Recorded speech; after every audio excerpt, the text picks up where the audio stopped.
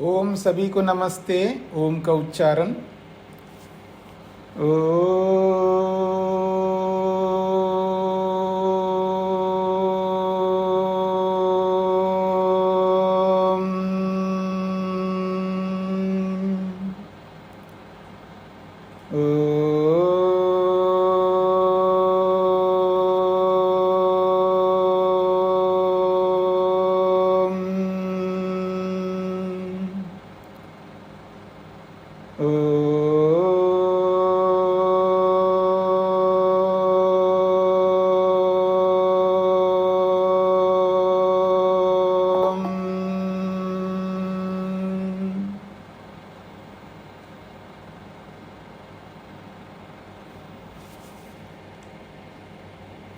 न्याय दर्शन की कक्षा संख्या 115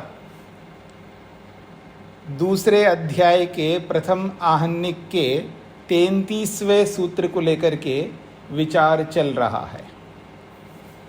प्रसंग है कि प्रश्नकर्ता प्रत्यक्ष को स्वीकार नहीं कर रहा है, एक देश की उपलब्धि को प्रत्यक्ष नहीं मानता है। तो उसके उत्तर में सिद्धांती ने स्पष्ट किया है, जिसे एक देश की उपलब्धि आप कह रहे हो, वो उस एक देश की उपलब्धि में अवयवी भी रहता है और उस एक देश की उपलब्धि के साथ साथ अवयवी का भी प्रत्यक्ष होता है, तो प्रत्यक्ष पूरा हो जाता है। ये 33वें सूत्र का अभिप्राय है। पृष्ठ संख्या 85 पर आप देखिएगा। अंतिम अनुच्छेद पढ़ना है हमको 33वें सूत्र के। तो ये स्पष्ट कर दिया है, अवयवी होता है और अवयवी का प्रत्यक्ष होता है। जिन अवयवों में हम देख रहे हैं अवयवी को, वो अवयवी पूरा है, वो संपूर्ण है, क्योंकि वो एक ही होता है, उस अवयवी के अवयव नहीं होते। ये कल हमने समझने का प्रयत्न किया। अब देखिएगा 85 पृष्ठ संख्या पर दूसरा अनुच्छेद है, समुदायी अशेषता वा समुदायो वृक्षः स्यात् तत्प्राप्तिर्वा उभयथा ग्रहण अभावः। यदि प्रश्नकर्ता अवयवी को नहीं माने, प्रश्न को समझने का प्रयत्न करिएगा। प्रश्नकर्ता यदि अवयवी को ना माने तो क्या स्थिति हो सकती है? यदि अवयवी नहीं है तो क्या स्थिति हो सकती है? घड़े को आप देख रहे हो, वृक्ष को आप देख रहे हो, मनुष्य को आप देख रहे हो, मकान को आप देख रहे हो, तो अवयवी तो माना नहीं है। तो फिर क्या देखते हम? वो क्या चीज़ है सामने? तो दो बातें हो सकती है। तो कहते हैं समुदायी अशेषता, पूर्ण अशेषता का मतलब है संपूर्ण एक समुदाय है जिसको समुदाय कहा जा रहा है। तो अशेषता समुदायी व समुदायो वृक्षः स्यात्, वो समुदाय रूपी वृक्ष है जिसको हम देख रहे हैं, वृक्ष को, वो समुदाय के रूप में है। समुदाय समझते हैं? समुदाय झुंड, समुदाय का मतलब है झुंड। अथवा तत्प्राप्तिर्वा, तत्प्राप्ति का मतलब है उस समुदाय को जोड़ दो, संयुक्त कर दो उस समुदाय को, उन सब लोगों को इकट्ठा करो, उन सभी अवयवों को जोड़ दो। यह है प्राप्ति। संयोग अथवा बिना संयोग का समुदाय। पकड़ में आ रहा है? दो हो सकते हैं। अगर आप अवयवी नहीं मान रहे हो तो संपूर्ण समुदाय को वृक्ष आप कहना चाह रहे हैं, तो एक तो समुदाय बनेगा, अथवा समुदाय की प्राप्ति। तत्प्राप्ति का मतलब है उस समुदाय की प्राप्ति, अर्थात उन सब अवयवों का संयोग। यह वृक्ष है। संयोग का मतलब द्रव्यांतरोत्पत्ति नहीं मान रहे।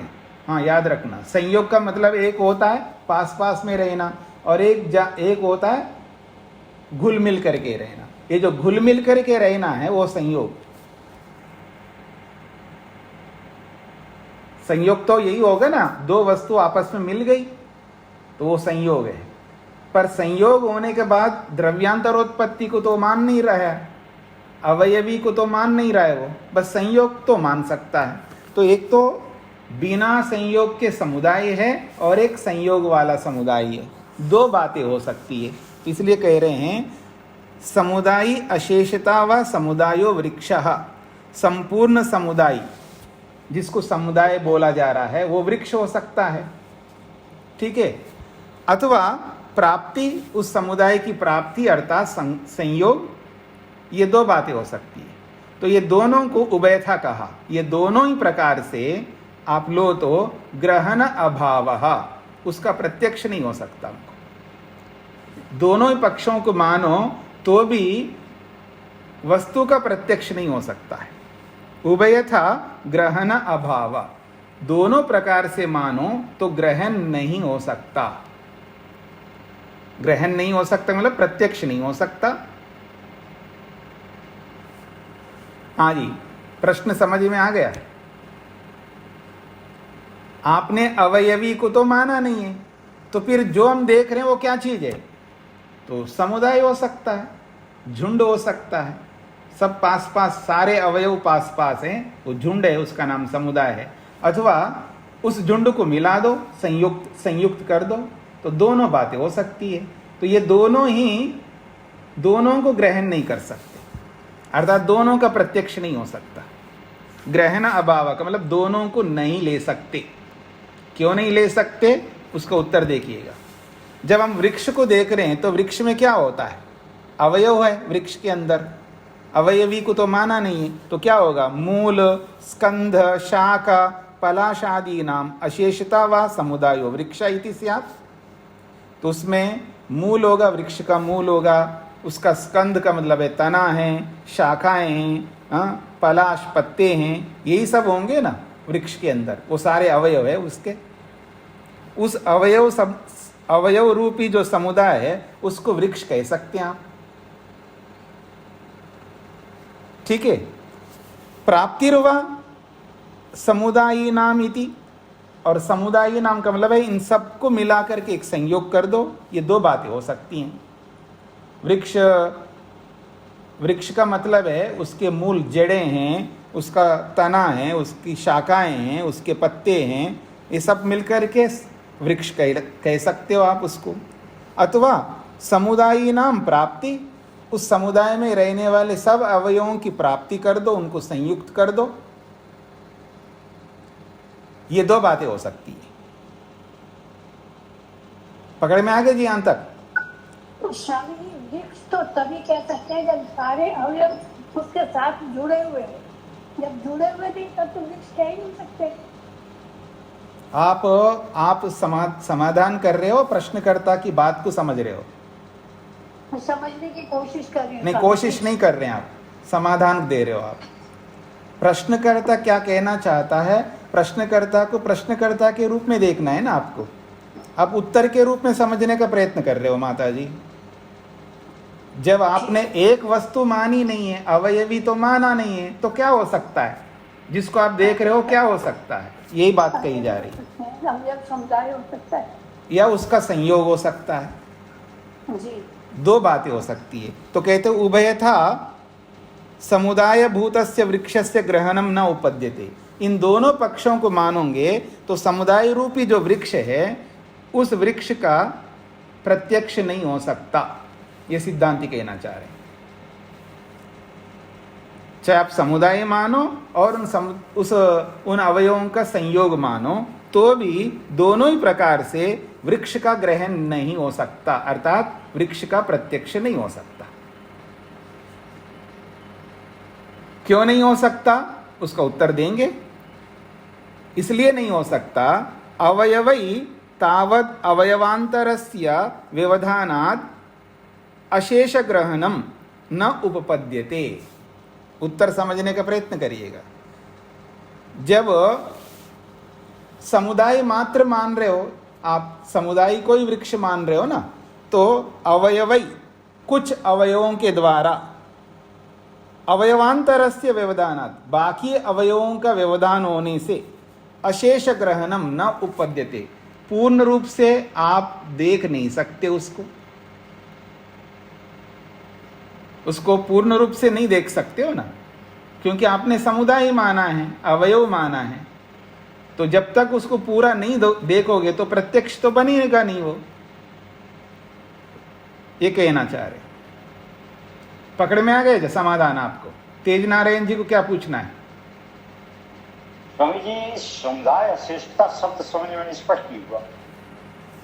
समुदायी अशेषता, समुदायी का मतलब है अवयवों को इकट्ठा करो तो समुदायी कहलाएगा ना, ठीक है ना। उसको समुदायी कहो, संपूर्ण समुदायी कहो, अथवा समुदाय बोलो, दोनों एक ही बात है। अच्छा, आपको शब्द में आपको समझ में नहीं आया होगा ना। एक होता है जैसे समुदाय, समुदाय को ही समुदायी कहो। जैसे आप यूं कहिएगा घर घर वाला, समुदाय समुदाय वाला। समुदाय में जितने अवयव है उन सबको एक करके समुदायी बनाएंगे हम। ये भाषा विज्ञान से समझ में आएगा, संस्कृत भाषा विज्ञान है। समुदाय का मतलब है अवयव, उन सब अवयवों को मिला करके एक बोलेंगे, उसको समुदायी कहेंगे। उसको समुदायी कहो या समुदाय कहो, एक ही बात है। दोनों शब्दों का अर्थ एक ही है, यानी एक समुदाय। अथवा बहुत सारे पदार्थों को संयुक्त कर दो, उन सबका संयोग कर दो। संयोग करने का मतलब है सबको मिला दो, ये संयोग है। पर वो संयोग होने के बाद वो एक बन गया ऐसा नहीं है, क्योंकि अवयवी को तो माना ही नहीं। वो संयोग को तो मान रहा है लेकिन अवयवी को मान नहीं रहा है। तो आप केवल पास मानो या उसको संयुक्त मानो, दोनों स्थितियों में वृक्ष को आप नहीं देख सकते, ये इसका अभिप्राय है। अब देखिए पंक्ति को, अवयवै तावत अवयवांतरस्य व्यवधानात्, कुछ अवयवों के द्वारा कुछ अवयवों का व्यवधान होने से अशेष ग्रहणम न उपपद्यते, पूर्ण रूप से वो देख नहीं सकते। जब पूर्ण रूप से देख नहीं सकते तो वो प्रत्यक्ष कैसे बन जाएगा? बन ही नहीं सकता है ना। ये बात पकड़ में आ गई जी आप सबको? कहना क्या चाह रहे हैं? उत्तर। और प्राप्ति को आप मानो, यानी संयोग को ही वृक्ष मानो, तो प्राप्ति ग्रहणम अपि न उपपद्यते, प्राप्ति का भी प्रत्यक्ष नहीं हो सकता। क्यों? प्राप्ति मताम अग्रहणात्, संयोग ही दिखेगा नहीं ना हमको, संयोग भी पता नहीं लगेगा ना। संयोग दिखे तभी तो समझ में आएगा, संयोग भी नहीं दिखेगा हमको। जब संयोग ही नहीं दिख रहा है तो आप ये वो वृक्ष है ऐसा कैसे कह सकते हो आप? न तो संयोग हमको दिख रहा है और न समुदाय में सारे अवयव हमको दिख रहे हैं, तो आप वृक्ष है, ये एक वृक्ष है, ये एक मनुष्य है, ये कैसे बोलोगे आप? उसका ग्रहण ही नहीं होगा, अर्थात प्रत्यक्ष ही नहीं होगा। पकड़ में आए यहां तक? सायम एकदेश ग्रहण सहचरिता वृक्ष बुद्धिर द्रव्यांतरोत्पत्तो कल्पते। हाँ, ये एक वृक्ष है, मैंने एक वृक्ष को देखा, एक आदमी को देखा, ये तब बोल सकते आप सायम एकदेश ग्रहण सहचरिता। जो हम आंखों से सामने वाले एक देश को देख रहे हैं, मनुष्य को सामने से देख रहे हैं, तो उस एक देश के साथ साथ उसके साथ रहने वाला जो अवयवी है, जिसको हम वृक्ष कह रहे हैं, वो वृक्ष बुद्धि तो उत्पन्न हो जाएगी। क्यों? अवयवांतरोत्पत्तो कल्पते। जब अवयवों से अलग अवयवी की उत्पत्ति मानोगे तो ये आप कह सकते हो कि मैंने वृक्ष को देखा। अवयवांतरोत्पत्ति का मतलब वही है ना, अवयवी। अवयवी की उत्पत्ति अगर आप मानते हो तब वृक्ष बुद्धि हमको होती है। हाँ, मैं वृक्ष को देख रहा हूँ, मैं मनुष्य को देख रहा हूँ, मैं घड़े को देख रहा हूँ, मैं मकान को देख रहा हूँ। न समुदाय मात्र इति, समुदाय को मानने पर यह वृक्ष बुद्धि नहीं हो सकती है, आप देख ही नहीं सकते। ये इसका समाधान है। हाँ जी, श्वेता जी को क्या पूछना है? नमस्ते स्वामी जी। जी। स्वामी जी, अवयवांतर का अर्थ क्या है स्वामी जी? समुदाय का तो समझ आ गया कि वो एक वस्तु को मल्टीपल एंगल्स, मतलब मल्टीपल पार्ट्स को सोच के एक समुदाय सोच रहा है, तो फिर अवयवांतर का अर्थ क्या है स्वामी? अवयव से अंतर का मतलब भिन्न, अवयव से भिन्न किसी नई चीज की उत्पत्ति मानोगे ना, अवयवों से कोई अलग चीज बनेगी ना, जिसको हम कार्य द्रव्य कहेंगे ना, कार्य द्रव्य कहेंगे क्योंकि जैसे आप आटा है, आटा से भिन्न कुछ बन रही है, कुछ चीज रोटी बन रही है, तो वो अवयवांतर हो गए। रोटी, आटा अवयव है और अवयवांतर जो है रोटी है। मिट्टी अवयव है और अवयवांतर घड़ा है। सेरिया, ईंट, सीमेंट जो है अवयव है और अवयवांतर मकान है। ऐसा जी सर। ठीक है जी। हाँ जी, सबको समझ लेना चाहिए, बात सामान्य है। क्योंकि आप समुदाय मानोगे तो आप जो देख रहे हैं वो तो पूरा तो देख नहीं रहे हैं, तो जब पूरा देखा ही नहीं है तो उसको आप प्रत्यक्ष कैसे कह सकते हो? क्योंकि पीछे के अवयव तो दिख नहीं रहे। जो प्रश्न आपने हम पर उठाया है ना, अब हम आपके ऊपर उठा रहे हैं वही प्रश्न। भाई हम आपको तो अवयवी मानना नहीं है, हाँ, समुदाय को मानना है, तो आप प्रत्यक्ष कैसे कर रहे हो बताओ?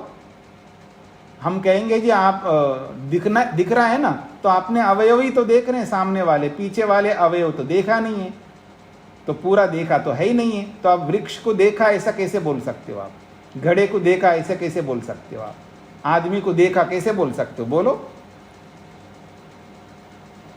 तो समुदाय मानो तो भी आप देख नहीं सकते और उसका संयोग मानो तो भी देख नहीं सकते, क्योंकि संयोग भी दिखता नहीं है, बाकी अवयवों का संयोग दिखता ही नहीं है। पीछे के अवयवों का संयोग आगे वाले अवयवों के साथ जुड़े हैं, ये तो दिखता ही नहीं है ना। संयोग का मतलब समझ रहे हैं? भाई आगे वाले अवयवों के साथ में पीछे वाले अवयव जुड़े हैं, ये तो दिख नहीं रहा है।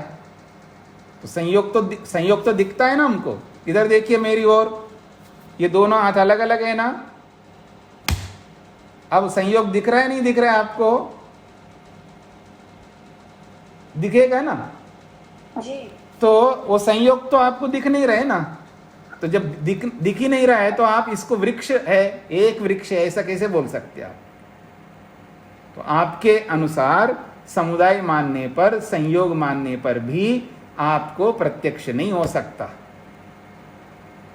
अब दो उत्तर दे नहीं सकते, इसलिए हाँ, ये तो सायम एक देश ग्रहण सहचरिता, उस एक देश के साथ साथ रहने वाली जो वृक्ष बुद्धि है, ये तब मानी जाती है जब द्रव्यांतरोत्पत्तो, जब द्रव्य जो अवयव रूपी द्रव्य है उनसे अलग अवयवी की उत्पत्ति मानने पर तो कल्पते, समर्थ हो सकता है, ये वृक्ष बुद्धि बन सकती है।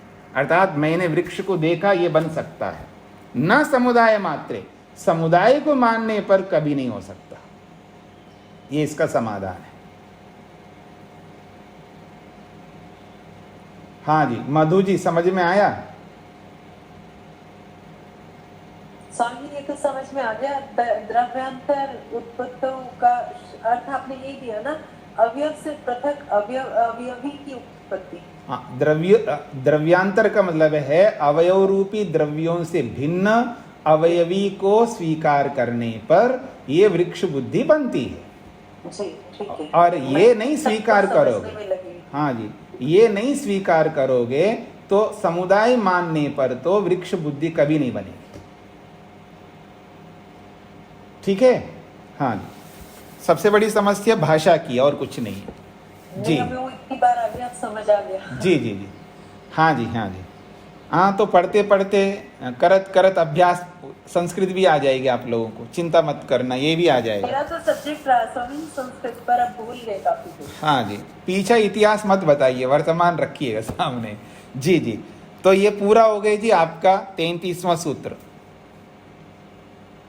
ठीक है? ऐसा लगता है एक दिन आप सबको संस्कृत पढ़ाना पड़ेगा। हाँ जी, तो 33वां सूत्र पूरा हो गया। अवयवी को समझा दिया है जी यहाँ पर। तो अब अवयवी बार बार आ गए ना, कई बार अवयव से अलग अवयवी को मानना पड़ेगा। अब उस अवयवी को लेकर के ही प्रश्न किया जा रहा है जी। अब देखिएगा, प्रसंगोपात्ता अवयवी परीक्षा, प्रसंग के अनुसार, क्योंकि अवयवी को समझाने का तो कोई प्रसंग तो है ही नहीं। यहां पर 16 पदार्थों में कोई अवयवी आया ही नहीं है, ठीक है ना, कुछ कहना तो था नहीं है, लेकिन प्रसंग में बार बार अवयवी अवयवी आया है, तो उस अवयवी को लेकर के एक प्रश्न उपस्थित किया जा रहा है। साध्यत्वाद अवयविनी संदेह, साध्य होने से अवयवी में संदेह उत्पन्न होता है। यह वास्तव में कोई अवयवी होता है या नहीं होता है। साध्यत्वाद का मतलब सिद्ध करने योग्य होने से। साध्यत्वाद समझ रहे हैं ना आप लोग, साध्य साधन, हाँ ये सब पीछे पढ़ चुके हैं आप लोग। तो साध्यत्वाद का मतलब है सिद्ध करने योग्य होने से। कौन? अवयवी। तो अवयवी में साध्यत्व होने से संदेह, अवयवी में संदेह उत्पन्न होता है कि आखिर ये अवयवी होता है अथवा नहीं होता है। यह प्रश्नकर्ता ने प्रश्न उपस्थित किया है। देखो, सूत्र के ऊपर भी इन्होंने प्रश्न चिन्ह लगा दिया, इससे भी पता लगेगा ये प्रश्नकर्ता का सूत्र है। हाँ जी, सूत्रार्थ स्पष्ट हो गया जी सबको। ये दुक्तम, जो आपने कहा है अवयवी सद्भावात, अभी 33वें सूत्र में यही तो बोला है ना, एक देश ग्रहण के साथ साथ अवयवी वहां पर रहता है, तो अवयवी के होने से पूरा अवयव गृहीत हो रहा है वहां पर, उसमें आधा अधूरा नहीं होता है। तो अवयवी सद्भावात, ऐसा आपने जो हेतु दिया है, इति अयम अहेतु, ये हेतु नहीं आपका, ये अहेतु है। क्यों? साध्यत्वात्, सिद्ध करने योग्य होने से। आप किसी को भी हेतु नहीं बना सकते हो, हेतु जो है वो सिद्ध होता है। आपने अवयवी को सिद्ध तो किया ही नहीं है, और बिना सिद्ध किए उसको हेतु बना दिया आपने। ऐसे कैसे मानेंगे हम? ये प्रश्नकर्ता कहना चाह रहा है। आज आपको समझ में आ रहा है? प्रश्न समझ में आ रहा है? पीछे को याद रखना पड़ेगा, दोहराना पड़ेगा। जिसको आप सुनिए, हाँ मेरे को पता था आप लोग पूछेंगे, क्योंकि जब आप किसी को भी हेतु दोगे ना, हेतु सिद्ध होगा या बिना सिद्ध, किसी को भी पकड़ करके हेतु के रूप में आप लाओगे? आप लोग ही बोलो। सिद्ध होगा, ठीक है ना, क्योंकि हेतु किसको कहते हैं जी? जब 5 अवयव आप पढ़े हैं ना, 5 अवयव, पांचों अवयव में क्या रहते हैं? प्रमाण रहते हैं। ये पढ़ा है ना आप लोग। वो सब पीछे की बातों को जब तक आप याद नहीं रखोगे तो आगे कैसे समझोगे आप? हर बात को बार बार मैं कैसे बताऊं आप लोगों को? तो आप प्रतिज्ञा करो तो भी उसमें प्रमाण रहेगा, हेतु दोगे तो भी प्रमाण रहेगा, तो हेतु सिद्ध होगा, उदाहरण भी सिद्ध होता है, ठीक है ना। तो आपने उसको अवयवी को हेतु बना दिया है। आपने सिद्ध किया था क्या पहले? आपने सिद्ध किया ही नहीं है। बिना सिद्ध किए उसको हेतु कैसे बना सकते हो? इसलिए प्रश्नकर्ता कह रहा है अवयवी सद्भावात, आपने जो ऐसा कह करके जो हेतु दिया है वो अयम अहेतु, वो हेतु ही नहीं है। क्यों? साध्यत्वात्, सिद्ध करने योग्य होने से। पहला आप उस अवयवी की सिद्ध करो, अवयवी को सिद्ध करो, तब हम मानेंगे अवयवी होता है। बिना सिद्ध किए ही अवयवी होने से अवयवी को आप देख रहे हैं इसलिए प्रत्यक्ष हो जाता है, ऐसा बोल रहे हो, तो अवयवी को तो सिद्ध तो करो पहले। यह प्रश्नकर्ता का प्रश्न है। पकड़ में आ गया? साध्यम तावत् एतत् कारणेभ्यो द्रव्यांतरम उत्पद्यते इति अनुपादितम एतत्, उसी बात को स्पष्ट कर रहा है। साध्यम तावत् एतत्, एक तकार छूट गया, उसको लिख लीजिएगा। एता के बाद में एक तकार, हलंत तकार छूट गया।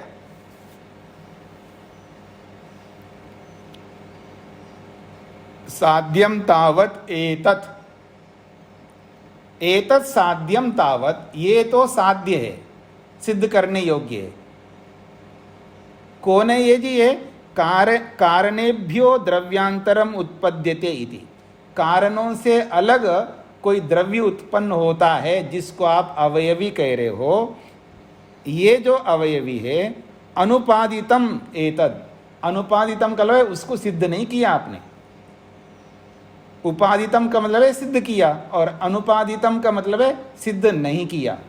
इस अवयवी को आपने सिद्ध नहीं किया।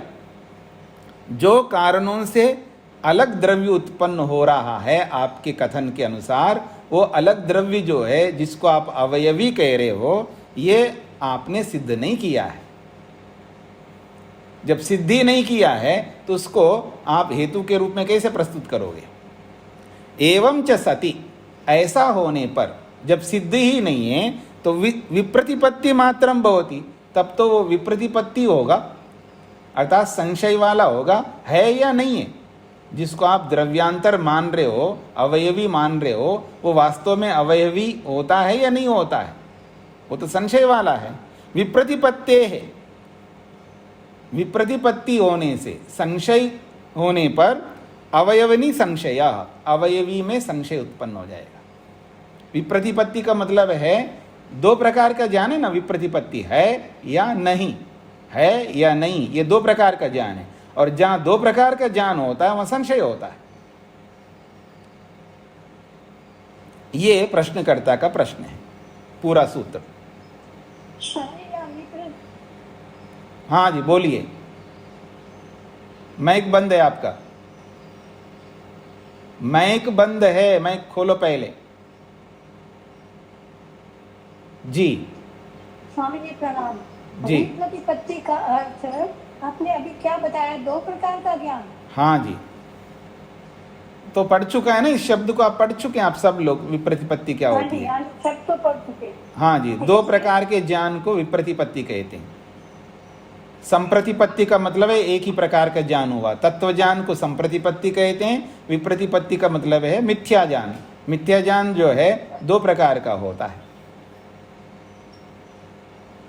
सांप जो है रस्सी के समान दिख रहा है, वो रस्सी है या सांप है पता नहीं लग रहा है।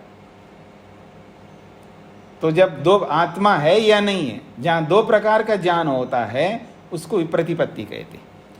तो ये है या नहीं है, ये जो विप्रतिपत्ति हो रही है तो विप्रतिपत्ते है। विप्रतिपत्ति होने से अवयविनी संशया, अवयवी में संशय है, और जिसमें संशय होता है उसको आप हेतु के रूप में प्रस्तुत नहीं कर सकते। ये प्रश्नकर्ता का अभिप्राय है।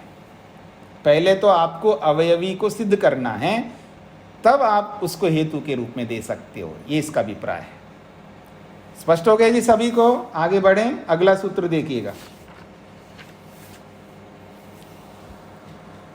अब सिद्धांति उसका उत्तर दे रहा है 35वें सूत्र में। सर्व अग्रहणम अवयवी असिद्धे है। मेरे को सिद्ध करने की कोई जरूरत नहीं है, आपको मानना होगा अवयवी को।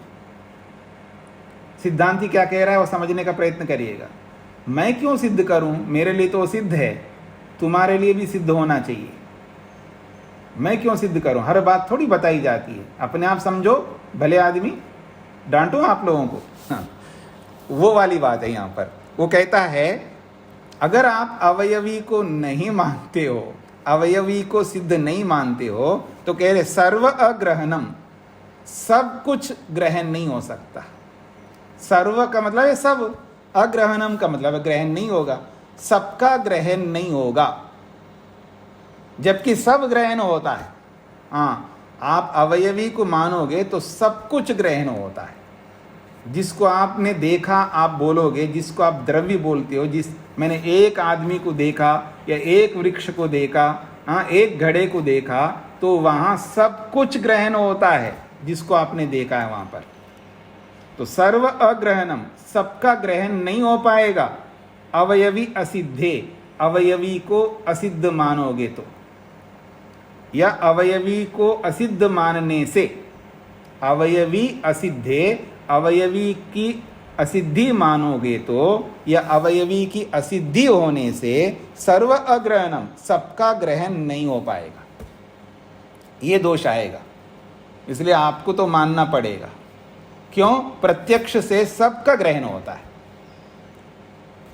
ये उत्तर दिया है। पकड़ में आ रहा है आप लोगों को? अब आप पूछोगे ये सब क्या ग्रहण होता है, वो सब माता जी तुरंत पूछेंगे वो सब क्या चीज़ है, तो थोड़ा सा वेट करो, वो सब पता लग जाएगा वो क्या है वो पद। सूत्रार्थ समझ में आना चाहिए। जी, सबका ग्रहण नहीं होता है यदि अवयवी को न माने तो। अवयवी को नहीं मानोगे तो सबका ग्रहण नहीं होगा। आइए आगे बढ़िए। यदि अवयवी नास्ति सर्वस्य ग्रहणम न उपपद्यते। यदि अवयवी को नहीं मानते हो तो सबका ग्रहण नहीं हो पाएगा। अब वो प्रश्न पूछता है, भाई आप सबका ग्रहण नहीं होगा, सबका ग्रहण नहीं होगा, वो सब क्या है? किम तत्सर्वम, वो सब क्या चीज है बताओ पहले हमको। प्रश्नकर्ता पूछ रहा है कि आपने कहा सब ग्रहण नहीं होगा, सब ग्रहण नहीं होगा, आपको अवयवी तो मानना ही पड़ेगा, वो सब क्या चीज है जो ग्रहण नहीं हो रहा है आपको? तो उत्तर दे रहे हैं सबका मतलब द्रव्य, गुण, कर्म, सामान्य, विशेष, समवायाः, ये है सब। कई बार मैंने इनको समझाया मैंने आप लोगों को, क्योंकि न्याय वैशेषिक समान शास्त्र है, दोनों का सिद्धांत एक है। तो वैशेषिककार कहते हैं 6 प्रकार के पदार्थ होते हैं, 6 वस्तुएं होती हैं।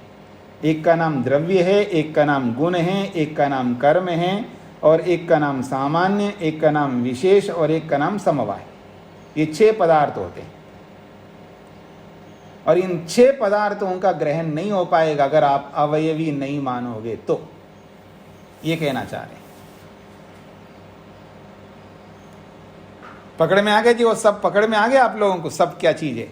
और जबकि ये सब ग्रहण होते, द्रव्य भी ग्रहण, गुण भी, कर्म भी, सामान्य, विशेष, समवाय, सब ग्रहण होते, अर्थात सबका प्रत्यक्ष होता है, यूं कहूंगा मैं। इन 6 का 6 प्रत्यक्ष करते हम लोग, सबका प्रत्यक्ष होता है, सबका ग्रहण होता है का मतलब है, कह रहे ना सर्व अग्रहणम, अवयवी असिद्धे, अवयवी को असिद्ध मानोगे तो सबका ग्रहण नहीं होगा, और अवयवी को मानेंगे तो क्या होगा? सबका ग्रहण होगा, यही होगा ना। और सबका ग्रहण का मतलब है द्रव्य, गुण, कर्म, सामान्य, विशेष, समवाय, सबका ग्रहण हो जाएगा, अर्थात सबका प्रत्यक्ष होगा। अवयवी को मानोगे तो सबका प्रत्यक्ष होगा, नहीं मानोगे तो सबका प्रत्यक्ष नहीं होगा। और जब सबका प्रत्यक्ष नहीं होगा तो उसको आप प्रत्यक्ष कह ही नहीं सकते। प्रत्यक्ष में तो सब, हाँ जी मैंने देखा आदमी वहाँ खड़ा था, मैंने साक्षात अपनी आंखों से देखा, यही तो बोलते हो। अरे मैंने देखा वहाँ घड़ा रखा है, मैंने देखा सामने मकान है। व्यवहार करते हैं ना आप लोग, देखा है तभी तो बोलते हो। कथम कृत्वा, अब उत्तर दे दिया कि सबका ग्रहण नहीं होगा तो वो सब क्या है, तो उत्तर भी दे दिया। और ये कैसे आप कह रहे हो कि ये सब आप जो है देखते हो, इन सबको देखते हो, कैसे आप कह सकते हो? अब उत्तर दे रहे, कथम कृत्वा मतलब कैसे आप इन सब का प्रत्यक्ष करते हो। अब उसकी प्रक्रिया बता रहे, समझने का प्रयत्न करना आप सब लोग। कथम कृत्वा का मतलब है कैसे करके आप देखते हो इन सबको, द्रव्य, गुण, कर्म, सामान्य, विशेष, समवाय को कैसे देखते हो? तो उत्तर दे रहे हैं, परमाणु समवस्थानम तावत दर्शन विषयो न भवति। कहते हैं परमाणु समवस्थानम, जब परमाणु अपने निज स्वरूप में रहते हैं तब तो दर्शन विषयो न भवति, तब तो कुछ नहीं दिखेगा आपको। परमाणु दिखते हैं क्या? नहीं दिखेंगे। तो परमाणु जो है अपनी निज, समवस्थानम का मतलब है परमाणु, परमाणु तो समझते हैं आप लोग, समवस्थानम का मतलब है अपने स्वरूप में रहते हैं। परमाणु अपने स्वरूप में रहते हैं तावत, तब तो दर्शन विषयो न भवति, तब वो दिखाई नहीं दे सकते। क्यों नहीं दिखाई दे सकते जी? अतीन्द्रियत्वाद अणूनाम, क्योंकि परमाणु जो है वो अतीन्द्रिय है, इंद्रियों से दिखते नहीं है। पकड़ में आ गया आप लोगों को? परमाणु जो है अतीन्द्रिय होने से वो दर्शन का विषय नहीं बन सकते, अर्थात आंखों से हम उनको नहीं देख सकते। द्रव्यांतरम च अवयवी भूतम दर्शन विषयो नास्ति। द्रव्यांतरम का मतलब है जो अवयवी स्वरूप जो द्रव्यांतर है वो आपके पक्ष में दर्शन का विषय नहीं है। आपने तो अवयवी को तो माना नहीं है। उत्तर समझने का प्रयत्न करिएगा।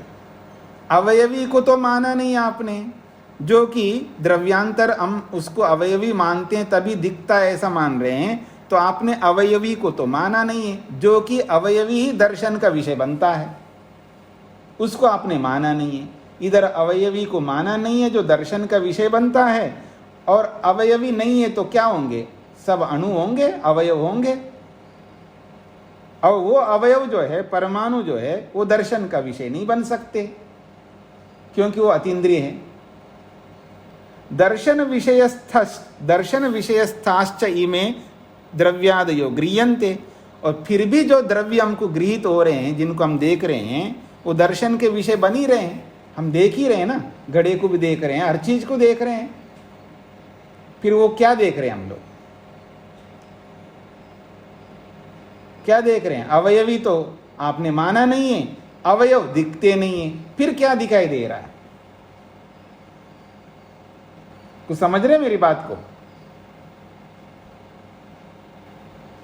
हाँ जी, सब लोग समझ लो बात को, क्योंकि अवयवों का समुदाय है, अवयवी तो आपने माना नहीं है, अवयवी तो है ही नहीं है, अवयव दिखते नहीं है, फिर जो देख रहे हो क्या देख रहे हो आप?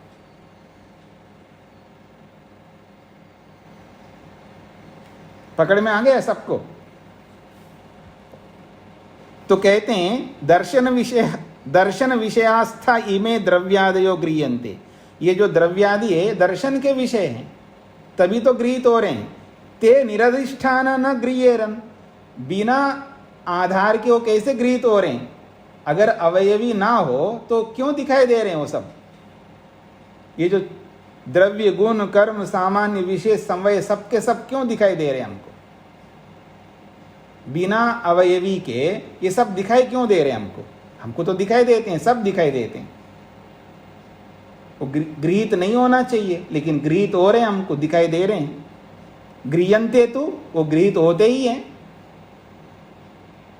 कैसे गृहीत हो रहे हैं उसको प्रक्रिया समझा रहे हैं। देखो, कुंभो अयम, ये घड़ा है। कुंभ का मतलब घड़ा है। कुंभो अयम, ये घड़ा है।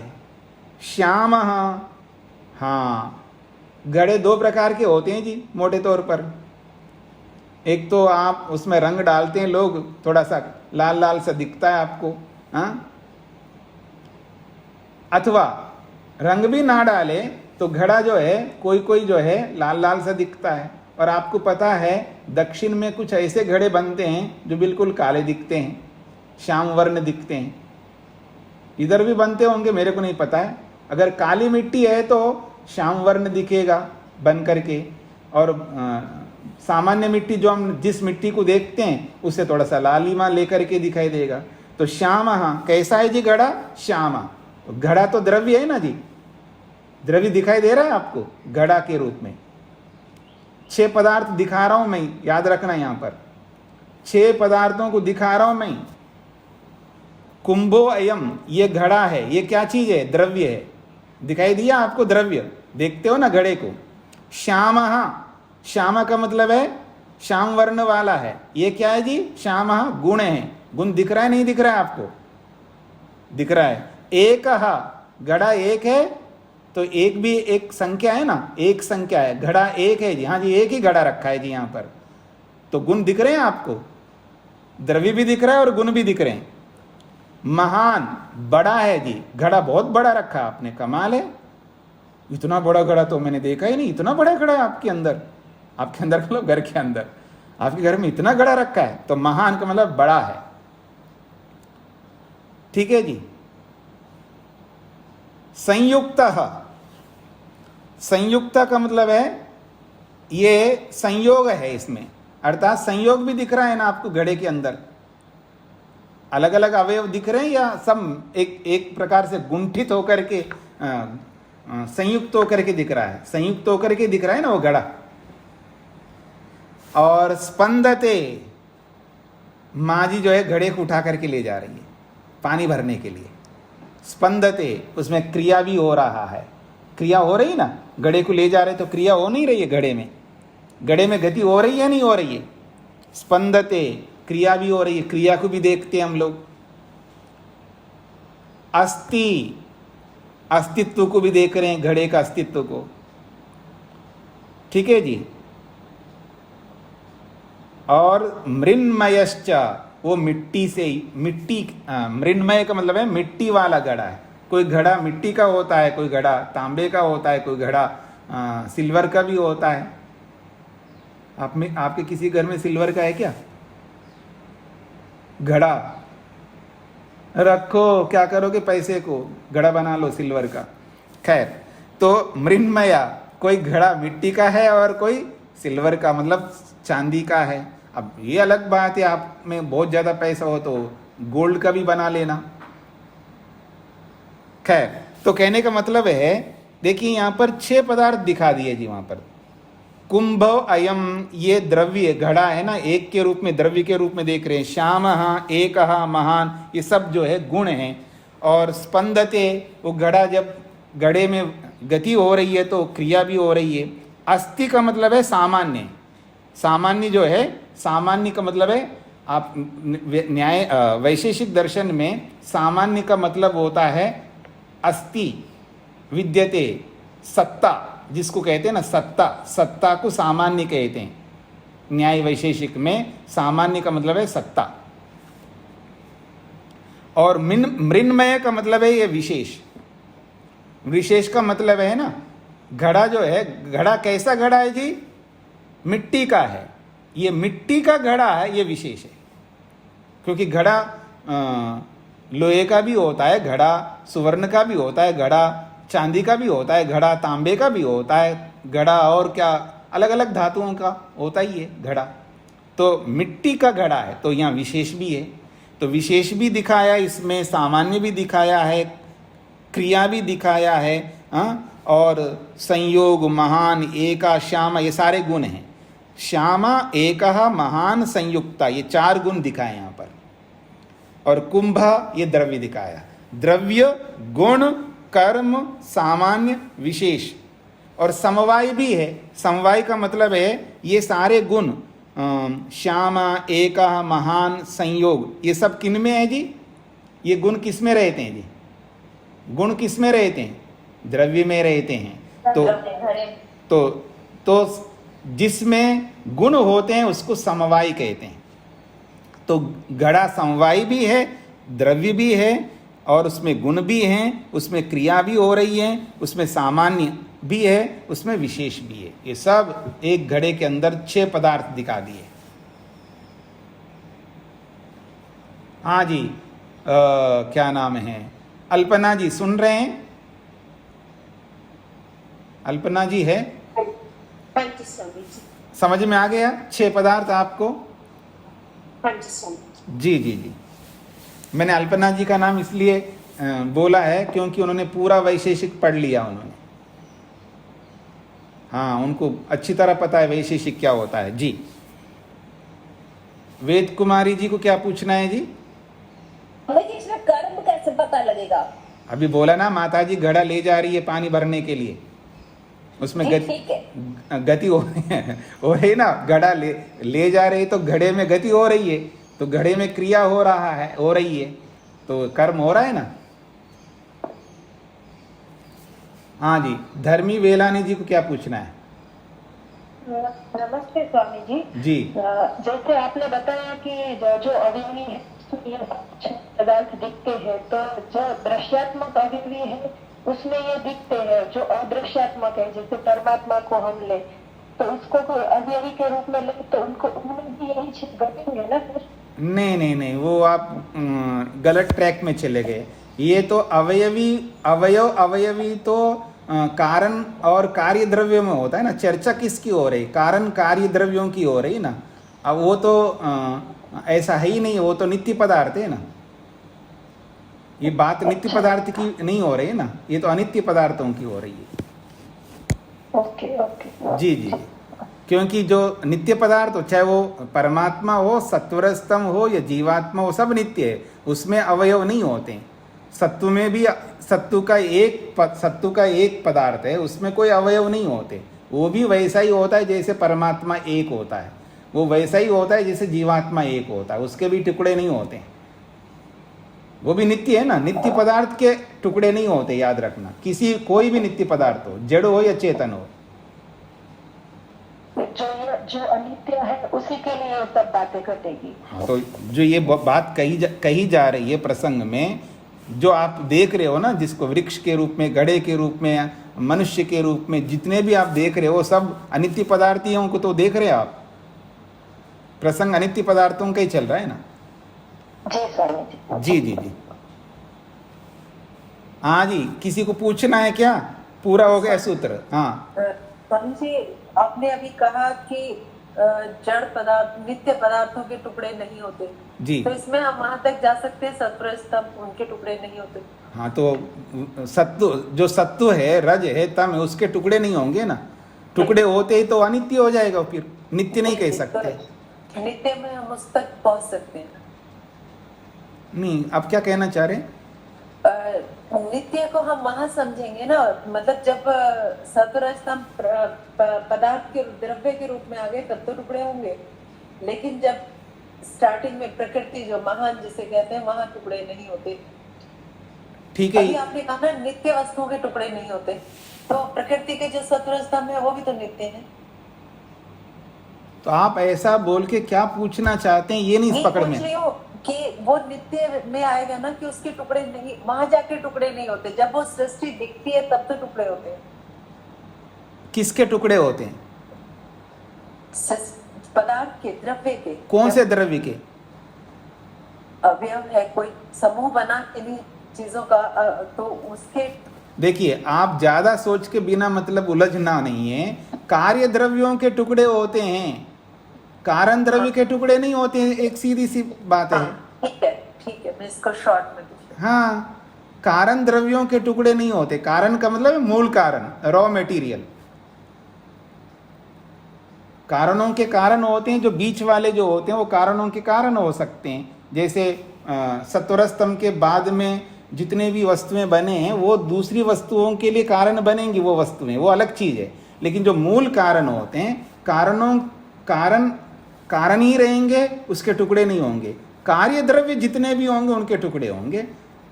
जी, यही अभिप्राय। हाँ जी, बस ठीक बात है। हाँ जी, स्पष्ट हो गए सभी लोगों को? किसी कोई बात हो तो फिर अब मैं आगे बढ़ूंगा तो पीछे की बात नहीं पूछेंगे कोई। हाँ जी, आगे बढ़ते हैं। तो सूत्र पूरा हो गए जी। अगर आप अवयवी को नहीं मानोगे, अवयवी को असिद्ध मानोगे, तो सबका ग्रहण नहीं हो पाएगा जो कि हमको हो रहा है। अब जो हो रहा है वो क्या चीज है?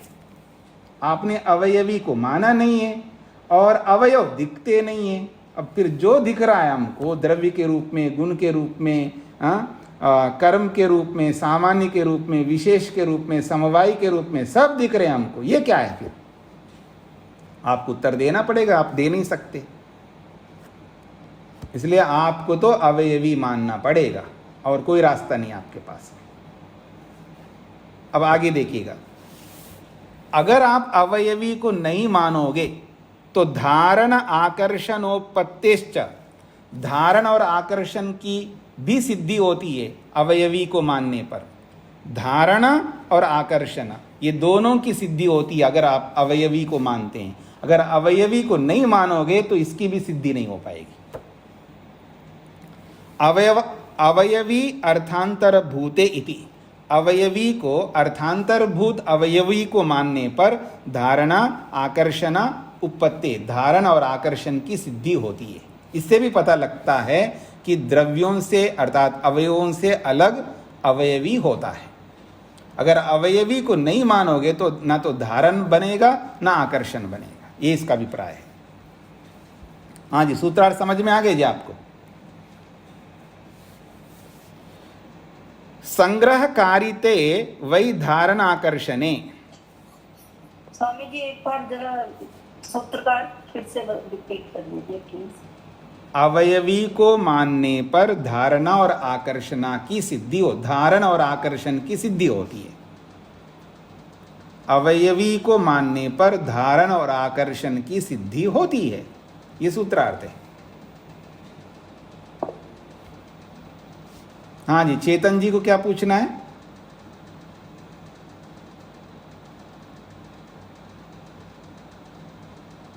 हाँ जी, हाथ खड़ा है, जल्दी बोलिएगा आप।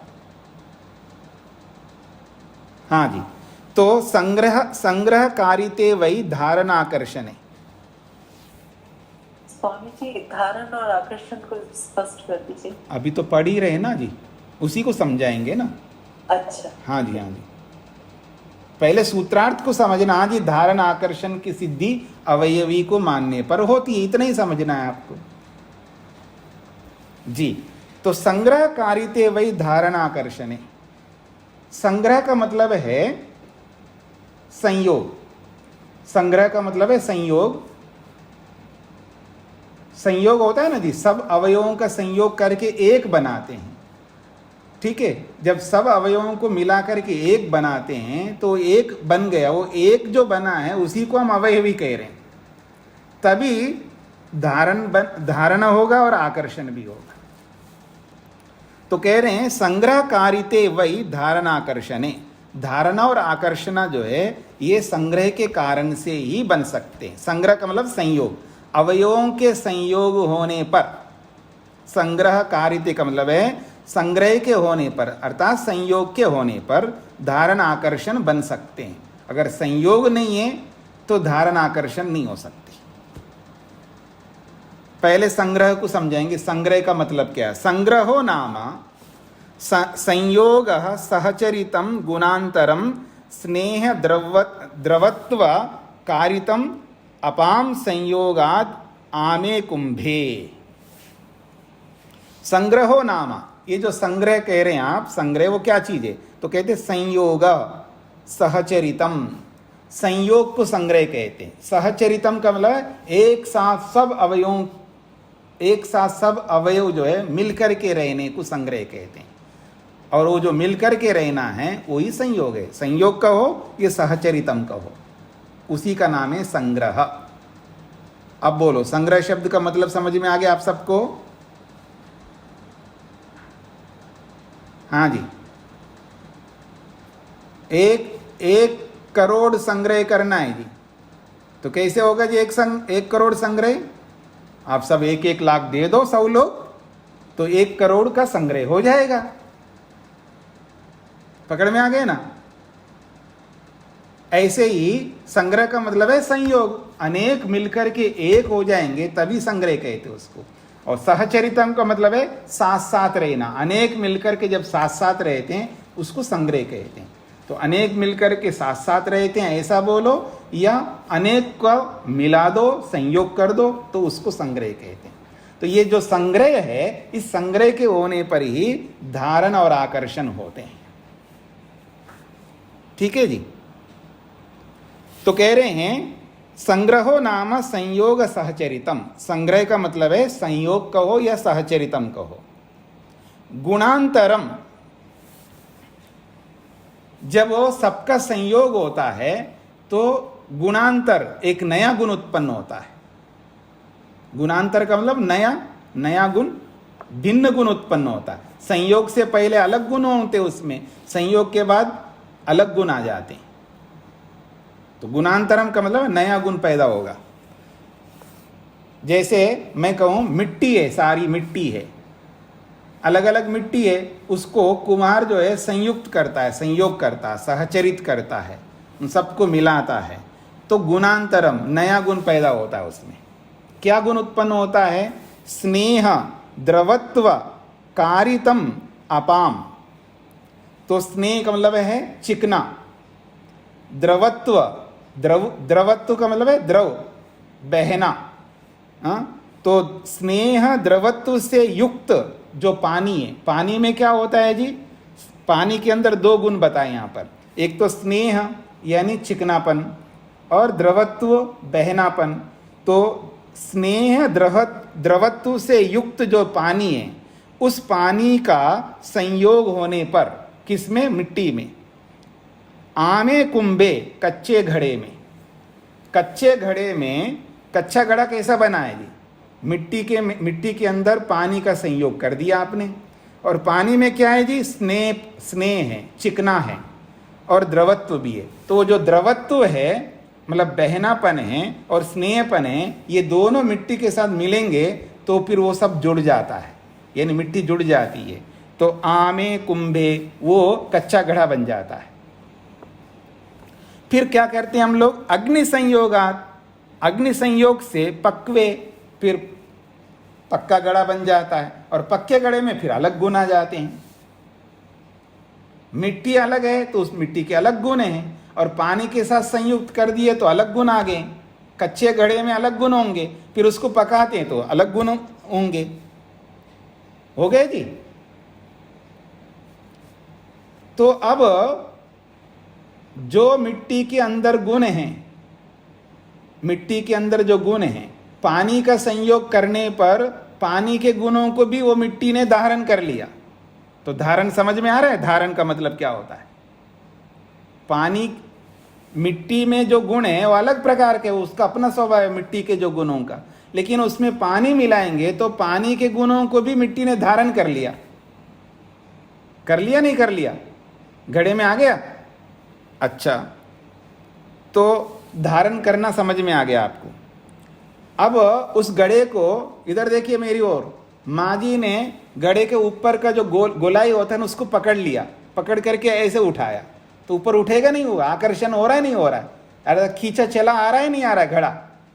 ये आकर्षण हो रहा है ना? तो आकर्षण भी होता है और धारण भी होता है, यानी अन्य गुणों को धारण भी कर रहा है, धारण भी उसके अंदर है और आकर्षण भी उसके अंदर है। ये संग्रह होने पर ही धारण और आकर्षण सिद्ध हो रहे। स्वामी जी आकर्षण को एक बार दोबारा बता दीजिए। आप चश्मा निकालिए, चश्मा उतारो, तो आकर्षण किया आपने, ठीक है ना? ये आकर्षण जो हुआ है वो एक होने पर ही आकर्षण कर सकते हैं, और सब अवयवों का झुंड होगा तो आप खींच नहीं सकते। पकड़ में आ रहा है जी? आपको प्रत्यक्ष से ही समझ में आएगा ना? तो आप किसी को भी पकड़ करके आप उसको खींच सकते हो, आकर्षण कर सकते हो, अर्थात उसको अपनी ओर ला सकते हो। अपनी ओर कोई वस्तु आ रही है तो वो सब संयुक्त है, संग्रह होने पर ही कोई वस्तु आपकी ओर आएगी। अगर संग्रह है, संयोग है, तभी कोई वस्तु आपकी ओर आएगी, खिंची हुई चली आ रही है, ये आकर्षण है। और कच्चे घड़े में अलग गुण है, पक्के घड़े में अलग गुण है, तो नए गुणों को धारण किया नहीं किया घड़ा? मिट्टी में अलग गुण थे, और जब उसको आपने पानी मिलाने पर घड़े के अंदर चिकनापन आ गया, उसके अंदर दूसरा गुण आकर के दूसरे गुण को धारण किया, अर्थात पानी के गुणों को घड़े ने धारण कर लिया, अर्थात मिट्टी ने धारण किया। तो धारण कब हो रहा है? संग्रह के कारण से। तो अगर संग्रह नहीं होता है तो ये धारण आकर्षण नहीं हो सकते। इसलिए आपको अवयवी मानना पड़ेगा। अवयवी नहीं मानोगे तो ना तो आप किसी को धारण कर सकोगे और न ही उसका आकर्षण हो पाएगा। धारण आकर्षण की सिद्धि नहीं हो सकती अगर आप अवयवी नहीं मानोगे, सिद्धि ही नहीं कर पाओगे, ये इसका अभिप्राय है। ठीक है जी, इतना ही रखते हैं आज। बाकी इसके ऊपर विचार करके आइएगा, समझने का प्रयत्न करिएगा। कुछ लग रहा है ना रोचक बातें, कुछ रोचक। अब तो थोड़ा सा आपको रोचकता कुछ पकड़ में आ रही है। आज रोचक पाठ हो गया आपका। चश्मा उतरवा करके दिखा दिया उनको कि कैसे आकर्षण होता है ना? तो आकर्षण और धारण ये बिना अवयवी के संभव नहीं है। और ये भी दिखा दिया आज आपके सामने कि द्रव्य क्या होता है, गुण क्या होता है, कर्म क्या होता है, सामान्य क्या होता है, विशेष क्या होता है, समवाय क्या होता है। ये सब याद कर लेना आप, फिर बाद में पूछना नहीं मेरे से। सब याद करके आओ पाठ को। कोई गृह कार्य नहीं दे रहा हूँ इसका ये मतलब नहीं आप पुस्तक बंद करो और कल आकर फिर खोलो, फिर मेरे से पूछते रहो। ऐसा मत करिएगा। मेहनत करिए, दोहराइए, याद करिएगा, पीछे के पाठों को भी खोलिए और खोल करके मुख्य मुख्य बातों को आप याद करके चलिएगा। कोई बुरा मत मानिए, और माने तो बहुत अच्छी बात है, ज़रूर मानना। हाँ, बुरा मानोगे तो ही आपको थोड़ा सा मेहनत करने का एक मिलेगा, आपको उपाय या एक कारण मिलेगा, तो ज़रूर बुरा मान लेना। ओम शांति शांति शांति।